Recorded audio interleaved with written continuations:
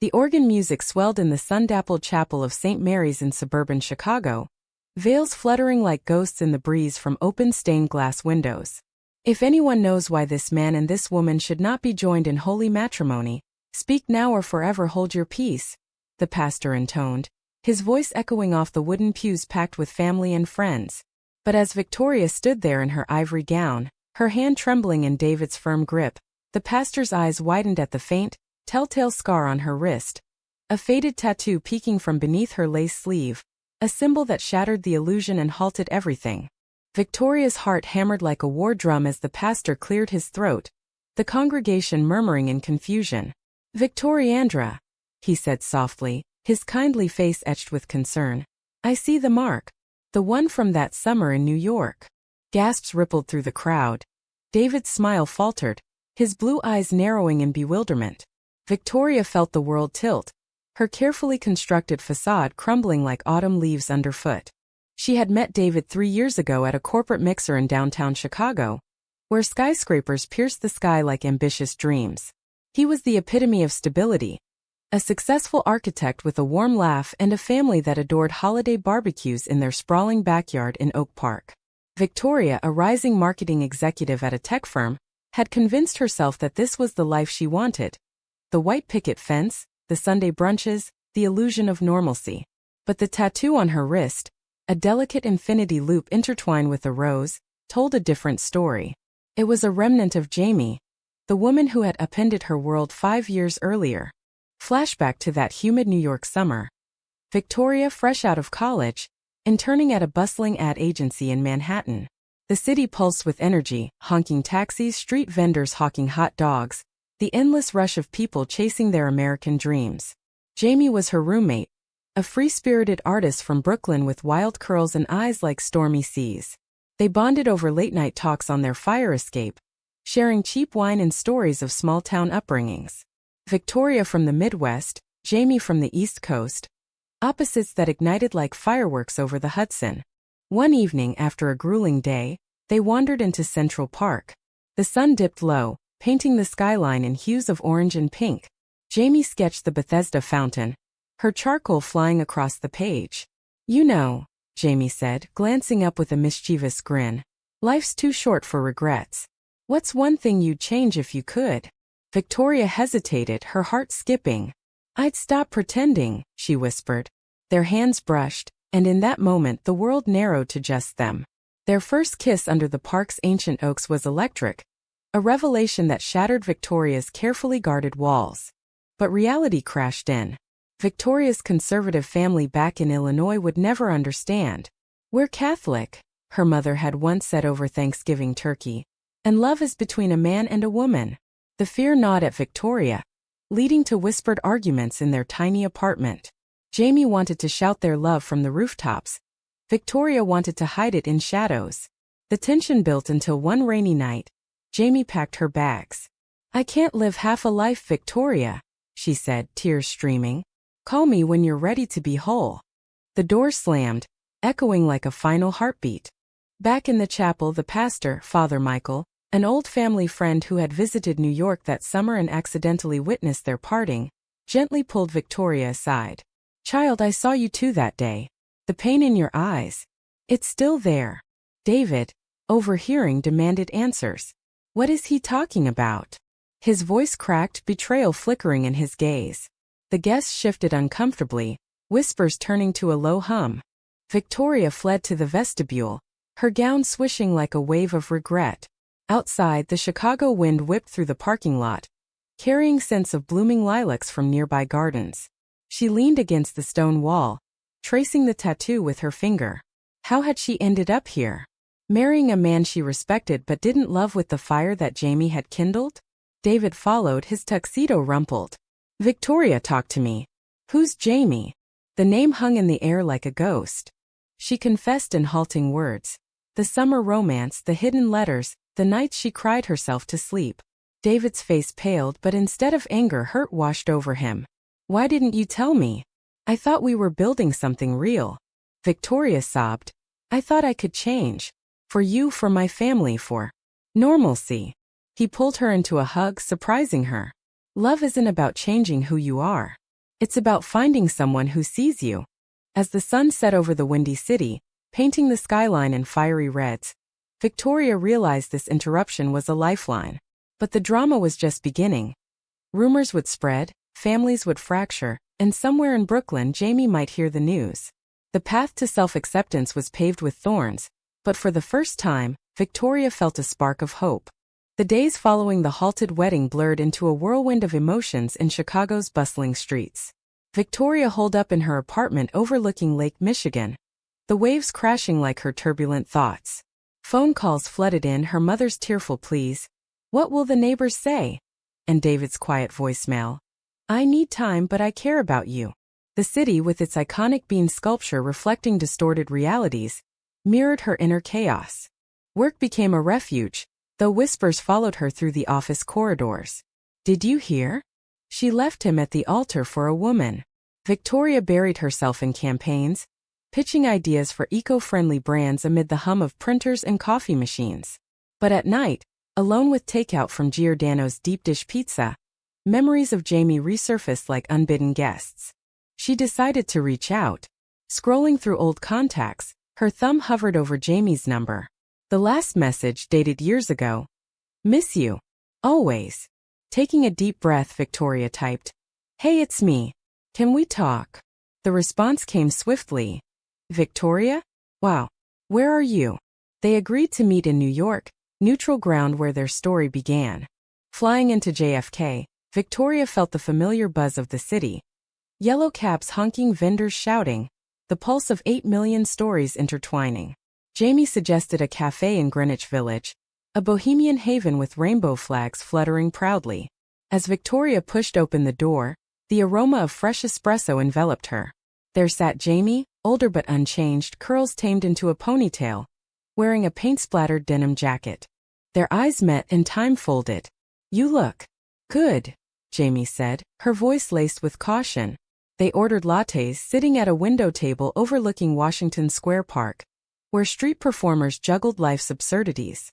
Victoria spilled everything. The engagement, the pastor's intervention, the tattoo that betrayed her secret. Jamie listened, her expression shifting from surprise to empathy. "I never stopped thinking about you," she admitted. "But I had to leave to save myself." As they talked, layers peeled away. Jamie had built a life as a gallery curator in Brooklyn, showcasing queer artists in vibrant exhibits. "Art saved me," she said, describing a piece inspired by their breakup. A canvas of fractured hearts mending with gold threads, kintsugi style. Victoria shared her corporate climb, the emptiness of boardrooms and bonuses. "I thought success would fill the void," she confessed, "but it just amplified it." The conversation turned raw. "Why now?" Jamie asked, hurt flickering. Victoria reached across the table, her hand trembling. "Because I almost married someone else to forget you. But I can't. You're in my veins." Tears welled as they reminisced about stolen moments. Picnics in Prospect Park, dancing in dive bars to indie bands, the freedom of being unseen yet deeply known. But drama loomed. Back in Chicago, David uncovered old emails Victoria had saved, leading to a confrontation via video call. "I deserve the truth," he said, his face pixelated but pain clear. Victoria apologized profusely. "I never meant to hurt you. I was scared." He revealed his own secret. He'd suspected her orientation but hoped love would bridge it. "I betrayed us both by ignoring the signs." The call ended amicably, but the sting of mutual deception lingered. In New York, Jamie and Victoria wandered the High Line, elevated gardens blooming with wildflowers amid urban grit. The sunset cast a golden glow, much like their first kiss. "Do you think we can try again?" Victoria whispered. Jamie smiled. "Only if we're honest this time." Their fingers intertwined, a promise reborn. Yet Victoria's family called, demanding she return and fix this mess. The conflict escalated. Loyalty to blood versus heart's truth. As night fell over the city that never sleeps, Victoria lay in a hotel bed, Jamie's head on her shoulder. Whispers of "I love you" filled the air, but shadows of betrayal and familial expectations loomed large. The road ahead was fraught with drama, but in this moment romance bloomed anew. Returning to Chicago felt like stepping into a pressure cooker. Victoria's family home in the suburbs, with its manicured lawns and American flags waving, now seemed suffocating. Her parents, pillars of the community, her dad, a retired teacher, mom, a nurse, greeted her with strained hugs. "We need to talk," her father said, leading her to the living room where family photos lined the mantel, frozen smiles hiding truths. Over pot roast and mashed potatoes, the interrogation began. "A woman, Victoria? How could you?" Her mother's voice trembled, invoking church teachings and societal norms. "What about grandchildren? A real family?" Victoria's brother Mike chimed in supportively. "Times are changing, Mom. Love is love." But the divide deepened, tears flowing like the nearby Fox River. Victoria defended her heart. "I've hidden for too long. Jamie makes me feel alive." Her father, usually stoic, shared a surprising story from his youth. A friend shunned for being gay in the 70s. "I regret not standing up for him. Don't make me regret this." The evening ended in uneasy truce, but the emotional rift yawned wide. Meanwhile, Jamie visited Chicago, staying in Victoria's apartment with views of the glittering lakefront. They explored the city together, strolling Millennium Park, laughing at their reflections in the Cloud Gate, sharing deep dish at Lou Malnati's. Jamie's artistic eye appreciated the Art Institute's masterpieces, where they lingered before Hopper's Nighthawks, discussing loneliness in crowds. "We've both been in that diner," Jamie mused. But betrayal struck unexpectedly. Victoria discovered Jamie had dated someone else seriously, a fellow artist named Riley, during their separation. Photos on social media surfaced, Jamie's arm around Riley at a pride parade. "Why didn't you tell me?" Victoria confronted, hurt crashing like waves on Navy Pier. Jamie explained, "It was rebound. I was heartbroken. But it ended when I realized no one compared to you." The argument escalated in a rooftop bar overlooking the skyline, cocktails forgotten. "You accused me of hiding, but you did too," Victoria shouted, drawing stares. Jamie countered, "I moved on because you pushed me away." Tears mingled with the city lights, but vulnerability bridged the gap. "Forgive me," Jamie whispered, pulling Victoria close. Their kiss, amid the hum of traffic below, sealed a pact of transparency. High drama unfolded at work. Victoria's boss, sensing distraction, pulled her into a glass-walled office. "Your personal life is affecting performance." Rumors had spread via office gossip, leading to awkward silences in meetings. But a colleague, openly queer, offered support. "You're not alone. Fight for your happiness." Inspired, Victoria pitched a campaign for LGBTQ+ inclusivity, channeling her pain into purpose. Family tensions peaked at a backyard barbecue. Her parents invited David, hoping for reconciliation. Awkwardness ensued as he arrived with flowers. "I'm here as a friend," he said, hugging Victoria. Jamie, sensing the setup, felt sidelined. "Is this a test?" she asked later, jealousy flaring. Victoria reassured, "You're my future." But the evening devolved into arguments, her mother defending tradition, Jamie advocating authenticity. Mike mediated, "We're family. Let's evolve." As autumn leaves turned gold in Grant Park, Victoria and Jamie attended a local theater production of Rent, its themes of love amid adversity resonating deeply. Walking home under streetlights, they discussed dreams. Jamie opening a gallery in Chicago, Victoria starting her own firm. Romance deepened with quiet moments, cooking Italian in Victoria's kitchen, dancing to jazz on the radio. Yet a climactic storm brewed. Victoria's mother fell ill, a minor heart scare, forcing Victoria to confront priorities. At the hospital, bedside confessions flowed. "I just want you happy, sweetie." The scare humanized the conflict, paving way for healing. Jamie visited, bringing sketches, charming the family with her warmth. Winter blanketed Chicago in snow, transforming the city into a glittering wonderland. Victoria and Jamie navigated the holidays together, a test of their rekindled love. Thanksgiving at Victoria's family home was tentative, turkey carved amid cautious conversations. Jamie shared stories of her Puerto Rican heritage, blending cultures with eras congandals. Laughter echoed, thawing icy reservations. But drama resurfaced when old letters from Jamie's ex, Riley, arrived mysteriously at Victoria's door. "Who's sending these?" Victoria demanded, jealousy igniting. The notes hinted at unresolved feelings. I miss our nights in the studio. Jamie swore ignorance, suspecting Riley's meddling. A phone call confirmed it. Riley, bitter from the breakup, sought revenge. Let it go, Jamie pleaded, but the seed of doubt sprouted. They confronted Riley via video from a cozy cafe in Wrigleyville. Snow falling outside. Riley, defiant in her Brooklyn loft, admitted the sabotage. You left me for her ghost. The exchange was heated, accusations flying like snowballs. But Jamie stood firm. Victoria is my present and future. The call ended with Riley's apology, a cathartic release. Emboldened, Victoria came out publicly at a company holiday party, toasting to authenticity amid twinkling lights. Colleagues applauded, her boss promoting her for the inclusive campaign's success. Professional triumph mirrored personal growth. Romance flourished in intimate ways. Ice skating at the Ribbon in Maggie Daly Park, hands clasped against the chill. Hot cocoa by the fireplace, sharing dreams. Marry me someday, Jamie whispered one night, stars visible through the window. Victoria smiled. When we're ready. Familial bonds strengthened.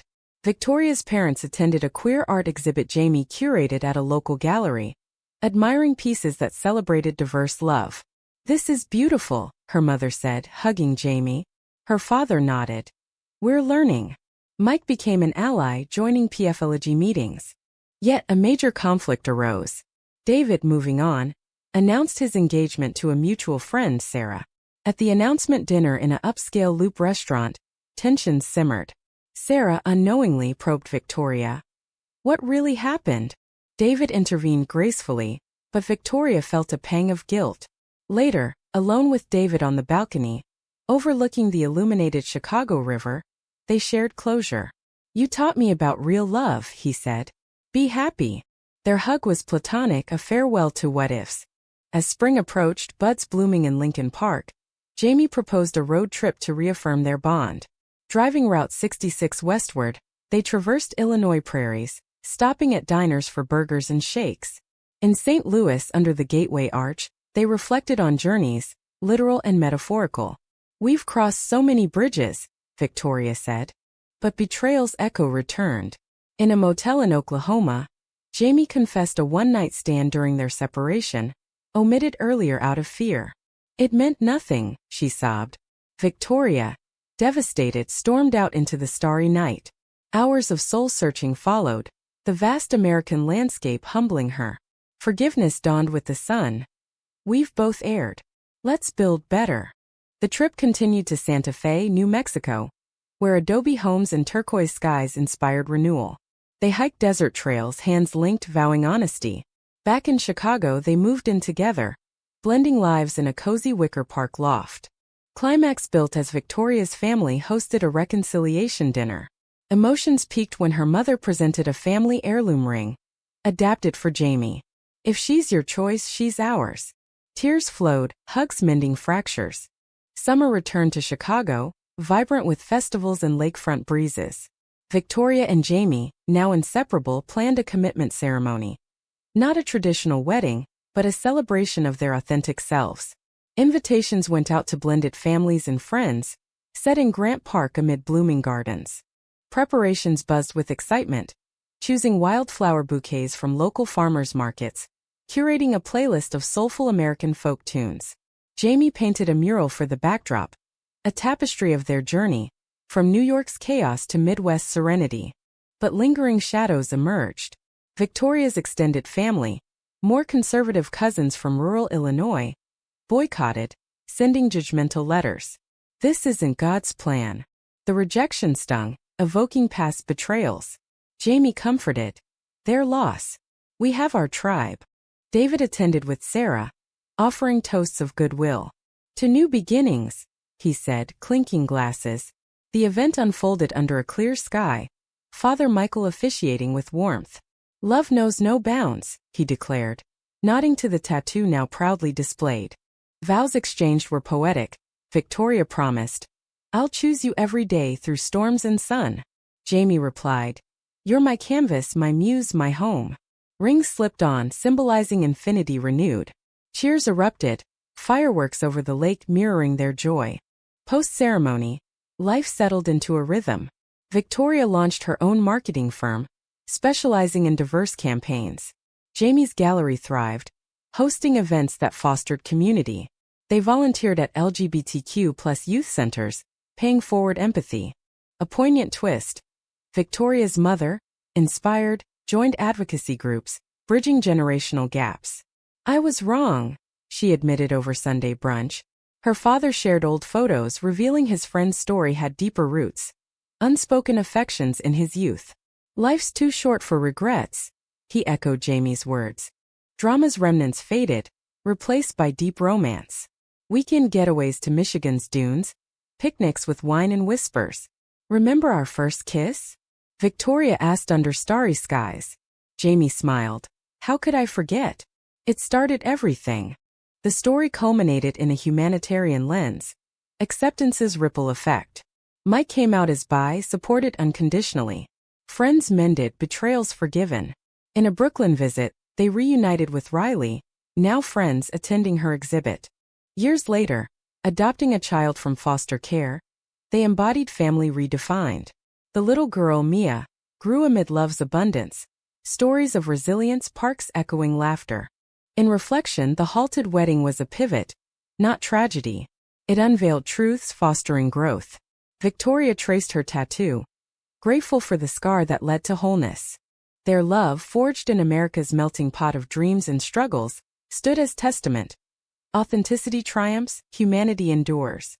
No fairy tale ending, but a real one, messy, beautiful, profoundly human. As the sun set over the Chicago skyline, painting it in eternal hues, Victoria and Jamie walked hand in hand, hearts aligned. The journey with its highs and heartbreaks had led them home to each other.